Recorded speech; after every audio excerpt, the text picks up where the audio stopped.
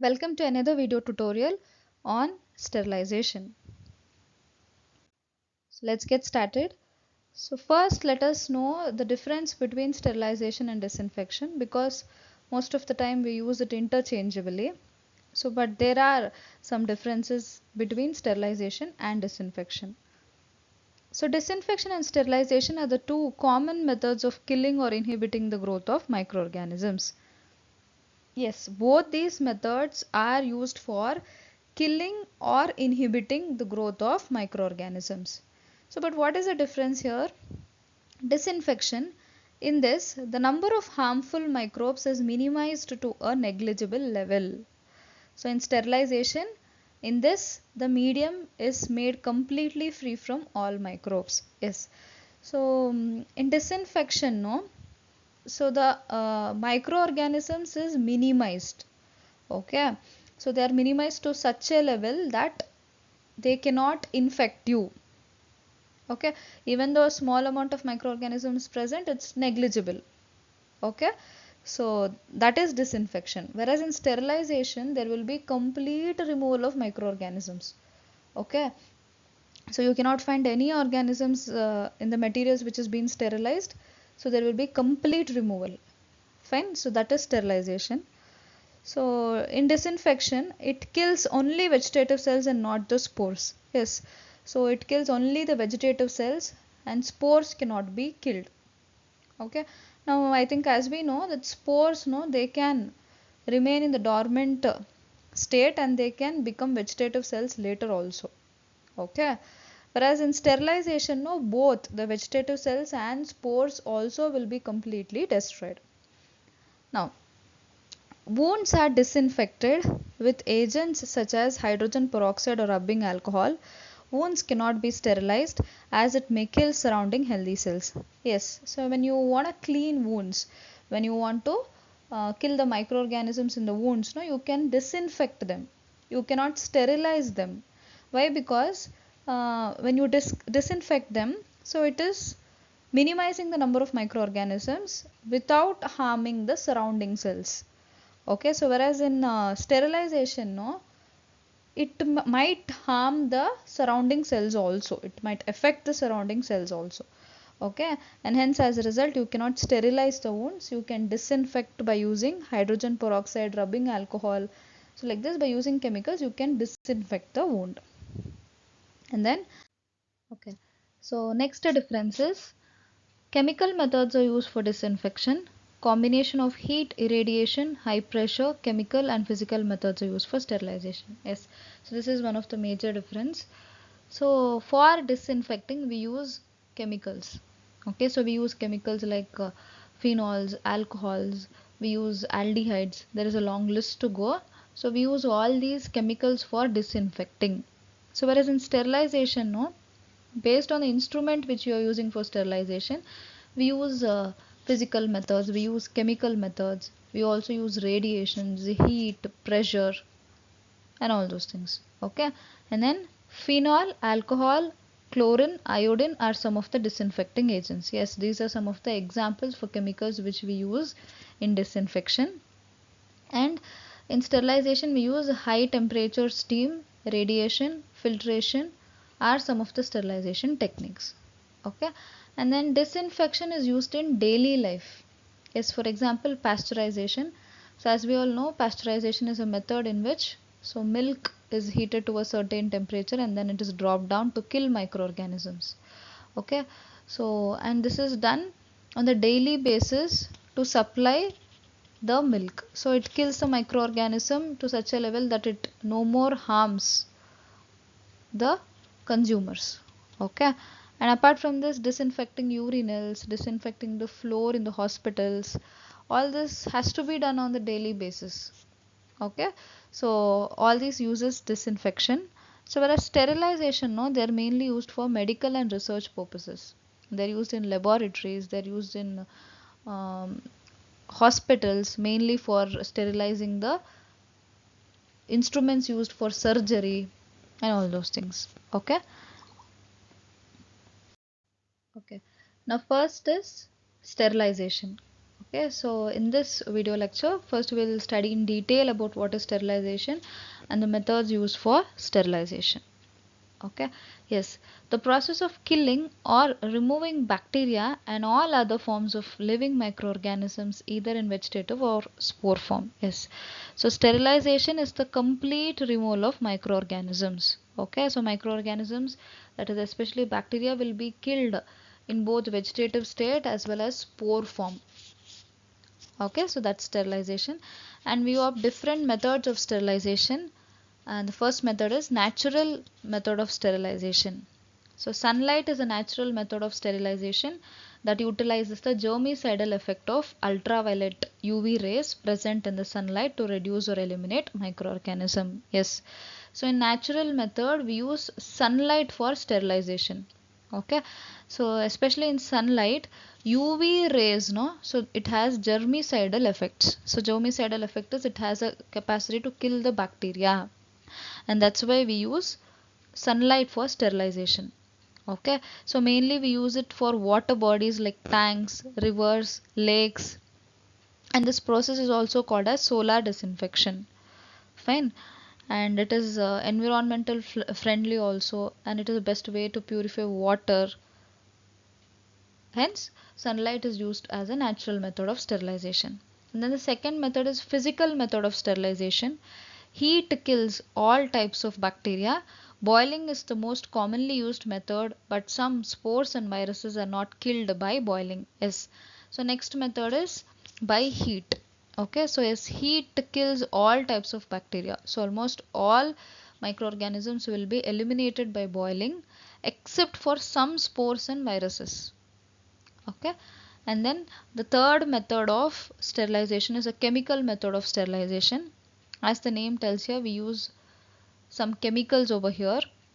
So it is also called as cold sterilization or disinfection by disinfectants.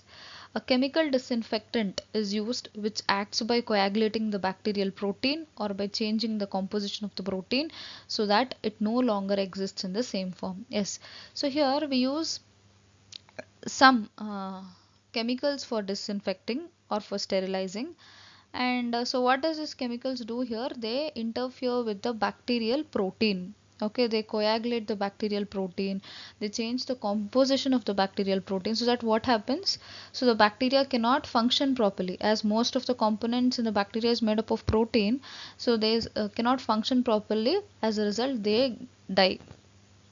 So, and it is also called as cold sterilization. Fine. Yes. And the next method is radiation or ultraviolet light sterilization. So this method is expensive, but nowadays it is used for the sterilization of plastic items such as disposable saline sets, catheters, Ryle's tubes, disposable syringes, etc. Yes. So another method of sterilization is by using ultraviolet light or radiations. Okay, so this is a little expensive method, so but we use it for plastic items such as saline sets, catheters, Ryle's tubes, disposable syringes, etc. Okay, now so we'll now discuss in detail about physical method of sterilization. So why? Because physical method is one of the most commonly used method for sterilization. So we'll study the physical method of sterilization. So under physical method is dry heat sterilization by hot air oven, moist heat sterilization by autoclave, sterilization by radiation, that is ionizing and non-ionizing radiations, filtration and ozone. Okay. So yes, first we will study about hot air oven. So yes, hot air oven is an instrument which is used in laboratory. It works on the principle of dry heat. Okay, now here first you should know the difference between dry heat and moist heat. Now what is dry heat here? So dry heat doesn't contain any moisture present in them. Okay, now for example you can tell in your hair dryer, okay, the air which comes out of your hair dryer, no, it's completely dry, it does not contain any moisture. So that is your dry heat. So when you speak about moist heat, no, so the heat which is produced in the pressure cooker, so that contains moisture present in it, right? So that is the moist heat. Okay, so here in moist heat we use moisture, we use water for sterilization purpose. Okay, so now high temperature and comparatively long exposure times are required for hot air oven. Yes, so now in hot air oven, no, high temperature and a long exposure time is set so that it sterilizes the instruments. Now what all you can sterilize by using hot air oven? You can sterilize various types of powders. You can sterilize glass materials. Okay, so glass materials like petri dishes, pipettes, test tubes. Okay, and then you can also sterilize metal instruments like scalpels, scissors, blades, and powders like starch, zinc oxide. Okay, and you can also sterilize materials with oils. So all these things can be sterilized in hot air oven. Okay, now yes, on which mechanism it works? So it works on the principle of sterilization by dry heat, and the temperature 160 degree, time is 1 hour. So yes, now the temperature and time duration varies depending on the materials which you need to be sterilized. Okay, so but the standard temperature and time is 160 degree for 1 hour. Now, the article sterilized includes glasswares, forceps, scissors, scalpels, syringes, liquid paraffin, and dusting powder. Okay, and then, okay. So now, as you can see in the picture here, so this is how the hot air oven looks. So this is the door, this is a temperature adjustment. So this is an indicator, and this is a switch. Okay. So, and as you can see here, there is shelves provided inside. So, and you can place the materials which you need to sterilize inside these shelves. Okay, and most of the times we usually wrap the glasswares by newspaper and then we place it inside the hot air oven. Okay, so why we wrap is because newspaper acts as an insulator. So, and it traps air and it slows down the heat transfer. So as a result, it may stay hot for a longer time. So that's the reason most of them wrap the glasswares with newspaper and then they try to place it inside the shelves. Okay, so place in such a way that the penetration of air happens easily and the circulation of air happens easily. Okay, do not overload them. So keep it spaciously and then you can lock the door. So once you have placed everything inside, you have shut the door. So you can adjust the temperature based on the material which you are using.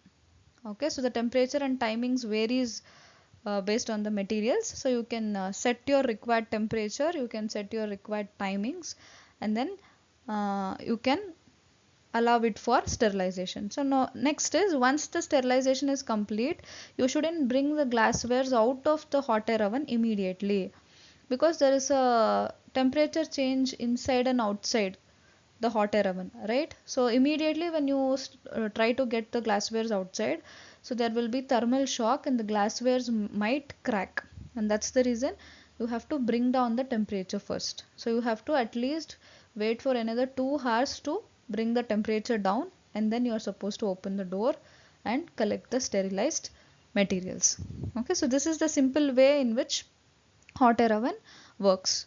Okay, and while using hot air oven, you have to follow general instructions like glassware should be perfectly dry before placing in the oven. Yes, so it should be completely free from moisture. Even when small amount of moisture is present in the glassware, so it can interfere with your experiment and you might get some error. So hence you have to make the glasswares completely dry before placing it inside.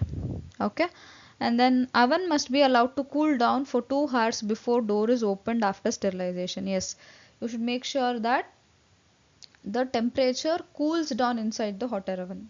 Okay, so only then you can open the door and then you can bring the sterilized materials outside, and then it should not be overloaded. Yes, so you have to place the materials inside very spaciously so that the circulation of air happens easily and the sterilization will be effective. Okay, and the articles should be arranged in such a manner that free circulation of air is possible. Okay, and then coming to the advantages and disadvantages of hot air oven. Advantages: all types of microorganisms including spores are killed by this method. Yes, so it is one of the effective method which eliminates all types of microorganisms including spores. Okay, and it is the safest method of sterilization. Yes, it's one of the safest method as we are not using any harmful radiations here. Okay, any harmful chemicals here. It is only based on the dry heat. So hence it is one of the safest method of sterilization. And then disadvantages: it is costly method of sterilization. Okay, and then okay, so next is autoclaving. Yes, autoclaving is another best and effective method of sterilization, okay, which uses an instrument which is called as autoclave. Okay, and it is similar to a pressure cooker. It works similar to a pressure cooker, and it uses the principle of moist heat. Okay, so yes, autoclaving is the most common method used for sterilizing surgical instruments. So yes, we use autoclave mostly for research purposes and for medical purposes, and we also use it for sterilizing the surgical instruments. Okay, yes, it is the best, safest and effective method of sterilization. It destroys spore forming microorganisms.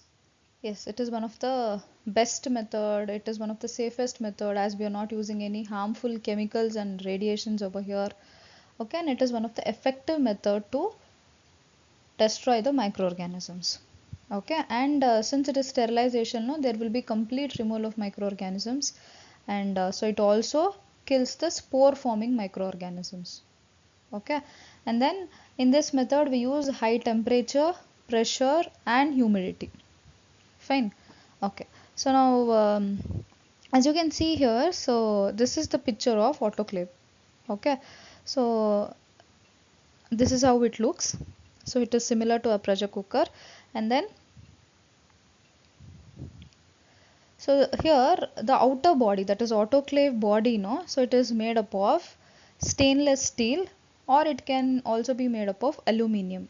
Okay, because they are heat resistant metals, and so they are efficient in heat distribution and pressure retention, and that's the reason we use stainless steel and aluminum. Here it is made up of stainless steel.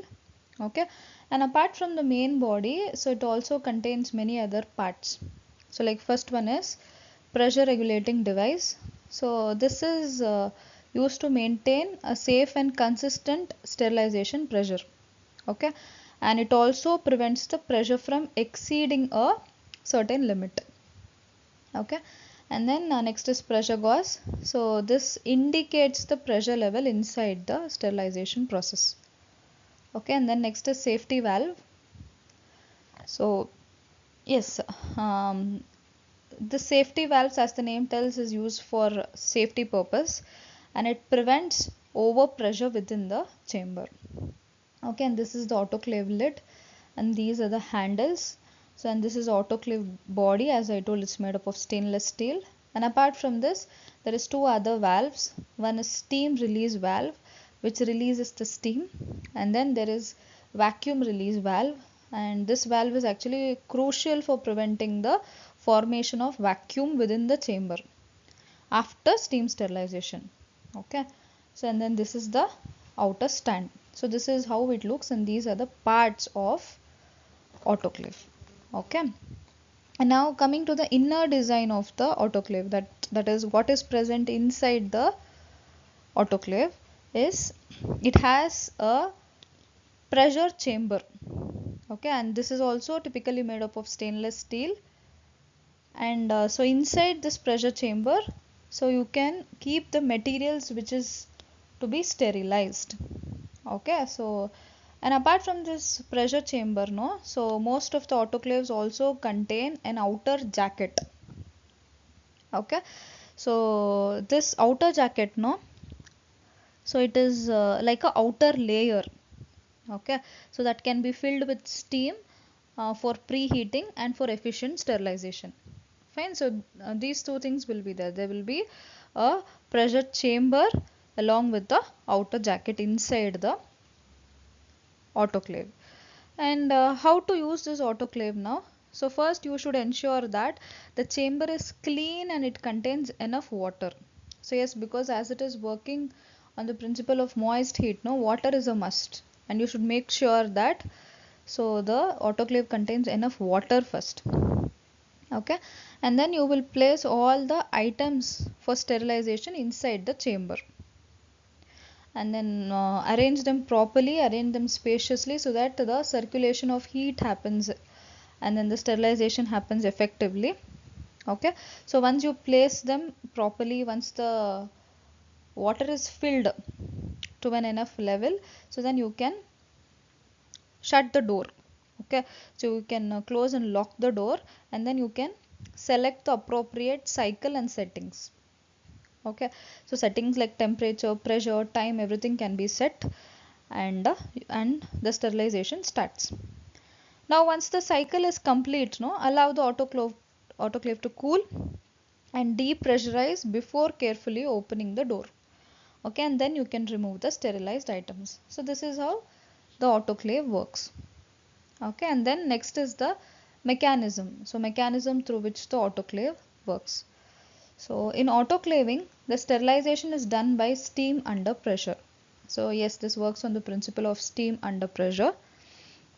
And then in an autoclave, water boils and its vapor pressure equals that of the surrounding atmosphere. That means, so yes, now you've put all the materials inside, you've shut the door, you've set the temperature, you've switched on the autoclave.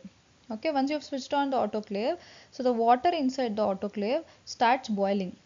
Okay, and then once the boiling point is reached, so it converts into vapors. Okay, so and then when pressure increases inside the closed vessel, so the temperature at which it boils also increases. Saturated steam has better penetrating power. So yes, now water gets converted into vapor, and as the pressure increases inside the autoclave, temperature also increases. Okay, and saturated steam is the steam which has better penetrating power. Okay, so that means here saturated steam is the steam that does not contain water droplets, and it can be attained by heating water in a closed chamber just like autoclave, and this steam has better penetration power. Okay, and then when steam comes into contact with the cooler surface, it condenses into water and gives up its latent heat to the surface. Yes, so now what happens is when the steam comes in contact with the cooler surface in the autoclave. What is a cooler surface here? May it be the load which we have put it inside, or it might be the autoclave chamber. Like that, when steam, when it comes in contact with these cooler surfaces, no, they condense into water. Okay, so and then they give up the latent heat. What is this latent heat now? So it is the energy released by phase change. So now since there is a phase change, that is steam is hot, hot is coming in contact with a cold, cooler environment, latent heat is produced. And then this heat will be transferred to the cooler object, and the sterilization would happen.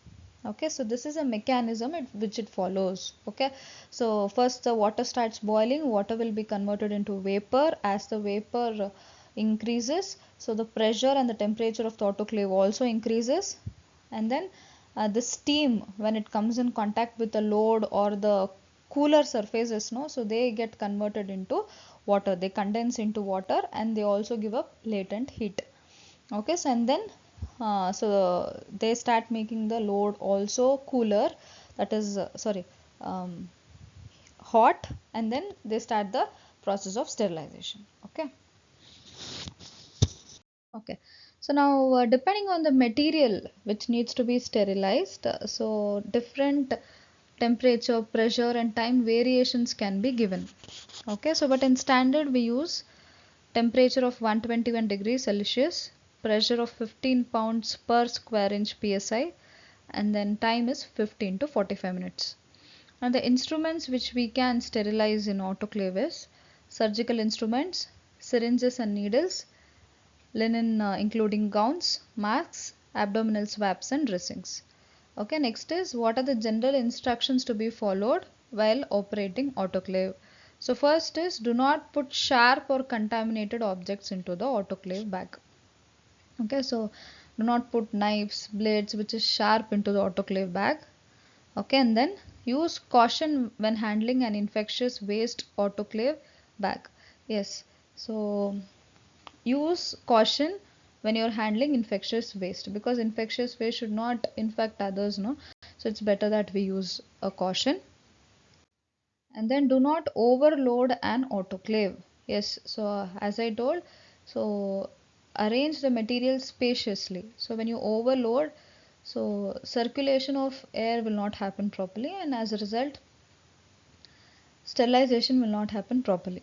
So arrange the material spaciously. Okay, and then do not mix contaminated and clean items together during the same autoclave cycle. So yes, we use autoclave for decontamination purposes also. Okay, once when you have researched on your microorganisms, you have used up all the liquid broth, liquid medium, okay, and then the solid medium and all those things.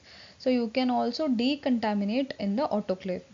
Okay, so when you're decontaminating or when you are sterilizing, so do them separately. Okay, never mix the contaminated and the clean items together. And then always wear personal protective equipments while handling autoclave. Okay, and the advantages and disadvantages of autoclave. Advantages is that there it is an effective method of sterilization. They have quick turnaround times. Okay, and then minimal environmental impact. That's it does not impact the surrounding environment. And the disadvantages are potential damage to the heat sensitive materials and the risk of corrosion and rust from moisture. Yes, because we're using water here, it's moist heat sterilization, so there is a chances of corrosion and rust.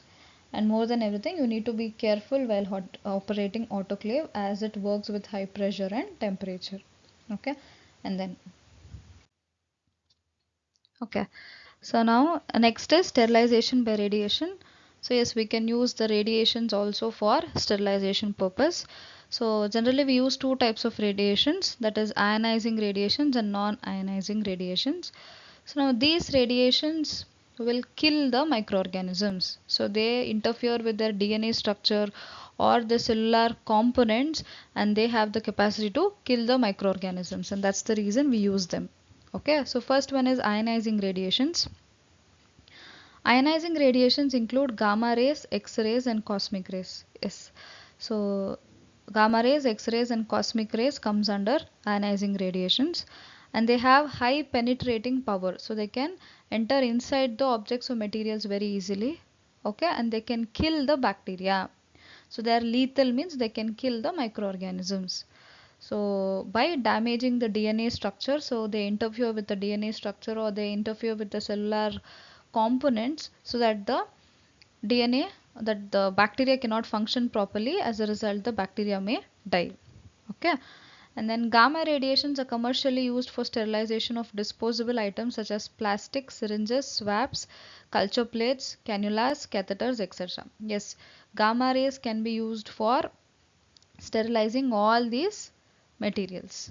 Okay, and then so this method is also called as cold sterilization because there is no applicable increase in temperature. Yes, we do not use temperature here, we will not increase the temperature here, hence we call it as cold sterilization. Okay, and then the second type of radiation is non-ionizing radiation. So non-ionizing radiation include infrared and ultraviolet radiations. Yes, so infrared and ultraviolet radiations comes under non-ionizing radiations. So and here infrared is used for rapid mass sterilization of syringes and catheters. Okay, so and then UV radiation of wavelength 240 to 280 nanometers has marked bactericidal properties. That means they can kill the bacteria. And then UV radiation is used for disinfecting enclosed areas such as bacteriological laboratories, in inoculation hoods, laminar flow and operation theaters. Yes, enclosed means the closed areas also can be sterilized by UV radiations, like yes, laboratories can be sterilized, inoculation hoods can be sterilized, laminar airflow can be sterilized, and operation theaters also can be sterilized by using these UV radiations. Okay, and the next method of sterilization is filtration. So this method of sterilization is used for substances which get damaged by heat processes. Example, sera, sugars, antibiotic solutions, etc. As next method is filtration, in which we use substances which gets damaged by heat processes. Okay, now for example, when I take serum, you cannot heat serum, right? What happens when you heat the blood serum? The components in it will be completely damaged, so and we cannot use them for any other purposes, right? So such substances which will be damaged by heat will be used for filtration. Okay, another example is sugars, antibiotic solution, etc. And what are the uses of filtration? To sterilize sera. Yes, they are used to sterilize the serum, sugars, and antibiotic solutions. And then separation of toxins and bacteriophages from bacteria. So yes, so they are also used to separate the toxins and bacteriophages from bacteria. And then they are used in the sterilization of hydrated fluid. Okay, so now what's this hydrated cyst is, or fluid is? It is a clear liquid. Okay, it is found in the hydrated cysts, so which are caused by the parasite which is called as Echinococcus granulosa. Okay, and this hydrated fluid, no, so it is a complex mixture which contains various proteins like antigenic proteins and various other proteins that are released by parasites germinal layer. Okay, and this fluid is crucial for the parasite's growth and survival within the host. So it is used for that, and then it is also used for purification of water. And the types of filters are candle filters, example Bergfeld, Chamberlain filter, and then sintered glass filters. Okay, and then okay, so next is ozone. So yes, ozone also can be used for sterilization. Okay, low temperature sterilization by ozone. Yes, now what is this ozone? Ozone is a gas composed of 3 oxygen atoms. So yes, it is nothing but O3, and it is a powerful oxidizer used for sterilization and disinfection because of its ability to kill microorganisms by puncturing their cell. So yes, it is similar to the ozone layer. Okay, so they are formed here by using oxygen, water, and electricity. And this ozone, no, it has ability to kill the microorganisms. So they are actually powerful oxidizers. So they can be used for disinfection and sterilization, and they can puncture their cell wall and they can kill the microorganisms. Okay, so and so this usually happens in the low temperature of 25 degrees Celsius to 35 degrees Celsius. Okay, yes.